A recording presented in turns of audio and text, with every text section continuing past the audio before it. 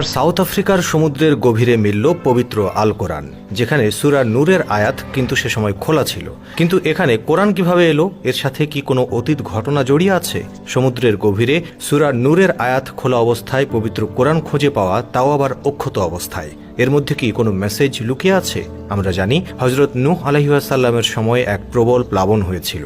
দর্শক, গভীর বিশ্লেষণের পূর্বে জানিয়ে রাখি, এক ডুবুরি প্রথম এই কোরআনের সন্ধান দিয়েছিলেন। প্রতিদিনের মতো সকালবেলা সাউথ আফ্রিকার সমুদ্র গভীরে কিছু ডুবুরি তাদের কাজের জন্য সমুদ্রের তলদেশে রওনা হলো। তাদের মাঝে একজন ছিলেন ল্যান্ড হেগর্ডি। তিনি একজন মুসলিম ও দক্ষ ডুবুরি। সব ডুবুরি যখন বিভিন্ন কাজে ব্যস্ত, তখন ল্যান্ড পৌঁছে গেলেন সমুদ্রের অনেক গভীরে, যেখানে কেউ যায় না। তার উদ্দেশ্য, সেখানে যদি তিনি কিছু পান। সেই স্থানে পৌঁছে যাওয়ার পর ল্যান্ড লক্ষ্য করলেন সমুদ্র পাড়ের পাশে কিছু একটা দেখা যাচ্ছে। কোনো রত্ন বা অন্য কোনো কিছু চিন্তা করে এগোতে লাগলেন তিনি, কেননা সেটা থেকে কিছুটা আলোর বিচ্ছুরণ হচ্ছিল। কাছে যেতেই মনে হলো এটা কোনো এক বই। কিন্তু তিনি যখন বইটির একদম কাছে গেলেন, দেখলেন এই বইটি আর অন্য কোনো বই নয়, এটি স্বয়ং লাউহে মাহফুজ থেকে আসা পবিত্র আল কোরআন। সুবহানাল্লাহ। আর দর্শক, সে সময় যে সূরাটি উল্টানো ছিল কোরআনের পাতায়, তা ছিল সূরা নূরের আয়াত, যার অর্থ ছিল অনেকটা এমন: যারা আল্লাহর ইবাদত করবে এবং তার কথা অনুযায়ী জীবন যাপন করবে, তাদের জন্য রয়েছে মহা পুরস্কার। আর যারা আল্লাহর বিধানকে অস্বীকার করবে এবং তার দেখানো পথে চলবে না, তাদের জন্য রয়েছে কঠিন থেকে কঠিনতর শাস্তি।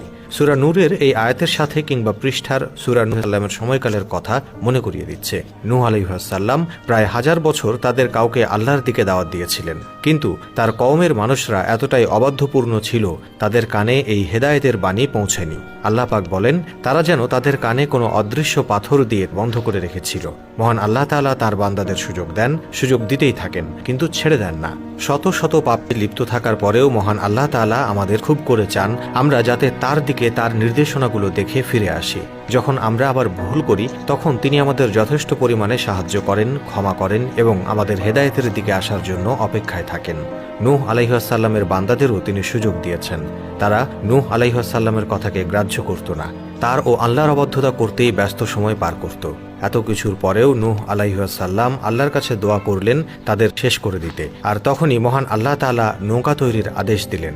এই নৌকা দিয়ে কাফেররা বিদ্রূপ আচরণ করেছিল, যা মাথা পেতে সহ্য করেছিলেন আল্লাহ পাকের শ্রেষ্ঠ নবী নূহ আলাইহিস সালাম।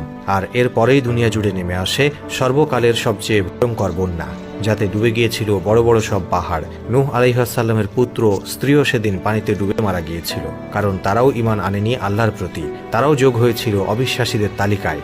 শুধু বেঁচে রইল তারাই যারা আল্লাহর ইবাদত ও আনুগত্য প্রকাশ করেছেন। অর্থাৎ যারা আল্লাহর অনুগত থাকবে তারাই কেবল পাবে মহান পুরস্কার, আর যারা আল্লাহর ইবাদত করবে না, তাদের জন্য রয়েছে মহাশাস্তি।